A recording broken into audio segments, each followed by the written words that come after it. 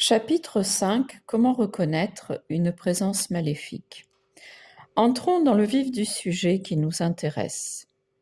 Quels sont les symptômes permettant de comprendre qu'un mal est naturel ou d'origine maléfique?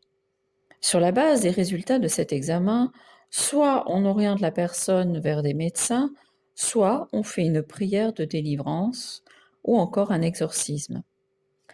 Ce que nous disons est le fruit de l'expérience, mais celle-ci a une valeur très personnelle.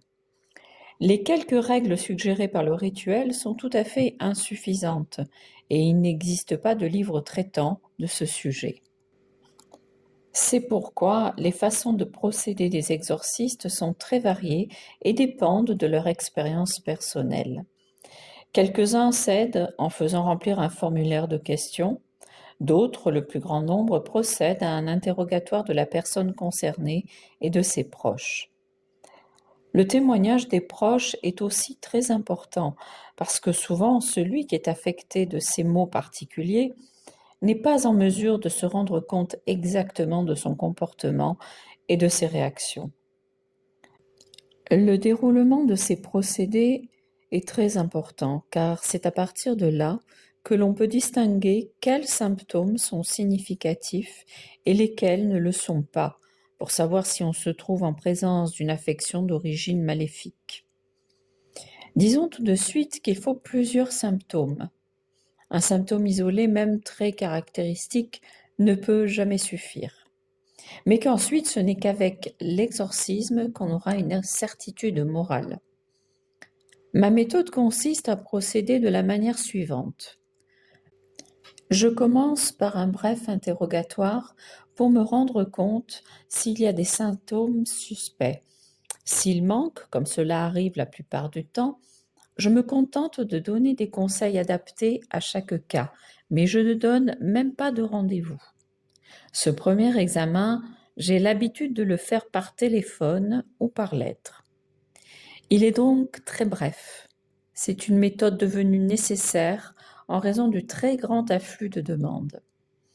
Si je constate des signes suspects, je fixe un rendez-vous et je commence aussitôt par un exorcisme d'investigation qui sera plus ou moins long selon les réactions. Il est un aspect que je considère comme fondamental. J'estime que l'exorcisme n'a pas seulement un effet curatif de délivrance, mais aussi et avant tout de diagnostic. Il est très intéressant d'observer le comportement durant l'exorcisme. Souvent, il est encore plus significatif de voir l'effet de l'exorcisme après quelques jours.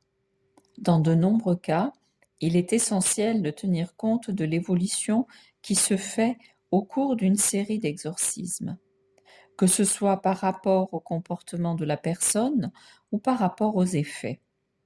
Il m'est arrivé parfois, après seulement quelques exorcismes, de pouvoir émettre un diagnostic sûr. D'autres fois, le comportement de la personne exorcisée a évolué d'une manière tout à fait imprévisible, au fur et à mesure des exorcismes, rendant de plus en plus évidente la nature du mal et permettant enfin la délivrance. Durant l'interrogatoire préliminaire, je demande, comme première chose, pourquoi et sur la base de quels symptômes les personnes ont pensé à s'adresser à un exorciste. Souvent, ce sont des motifs banals qui permettent de liquider aussitôt la demande.